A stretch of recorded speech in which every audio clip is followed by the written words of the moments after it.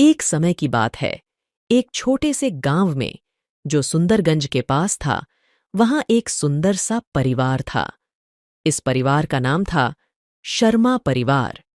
इस परिवार में एक नन्ही सी लड़की थी, जिसका नाम परी था। परी बहुत ही सुंदर, समझदार और दयालु थी। एक दिन जब परी अपनी माँ के साथ मंदिर गई, उन्होंने देखा कि एक गरीब और अकेला आदमी भीख मांग रहा है। परी के दिल में दया की भावना उभर आई। उसने अपनी माँ से कहा, माँ, मुझे उस आदमी पर दया आ रही है। क्या मैं उसे थोड़ा खाना दे सकती हूँ? माँ ने उसे आशीर्वाद दिया और कहा, बिल्कुल बेटा, सेवा में ही खुशी है। परी ने आदमी को अपना खाना दिया और उसके चेहरे पर मुस्कुराहट देखी। वो आदमी बहुत खुश था और परी को दुआ दिया। मंदिर से लौटकर जब परी और उसकी माँ घर आ रही थीं, तब एक भयानक हादसा हो गया।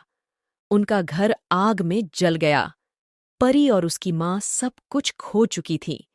उनके सारे धन दौलत जल चुकी थी। परी रो पड़ी और माँ से पूछा। माँ, हमें अब क्या करना चाहिए? उसकी माँ ने मुस्कुराकर कहा, बेटा, हमने भगवान की सेवा की और भगवान हमें कभी अकेला नहीं छोड़ते। उनका आशीर्वाद हमारे साथ है। हम फिर से शुरुआत कर सकते हैं। परी ने माँ की बात मानी और दोबारा से जीवन की नई शुरुआत की। भगवान की कृपा से उनका परिवार फिर से खुशियों से भर गया। इस कहानी से हमें ये सीख मिलती है कि भगवान की सेवा और दूसरों की मदद करने से हमेशा कुछ अच्छा ही होता है। भगवान हमें कभी भी अकेला नहीं छोड़ते, बस हमें उन पर विश्वास रखना चाहिए।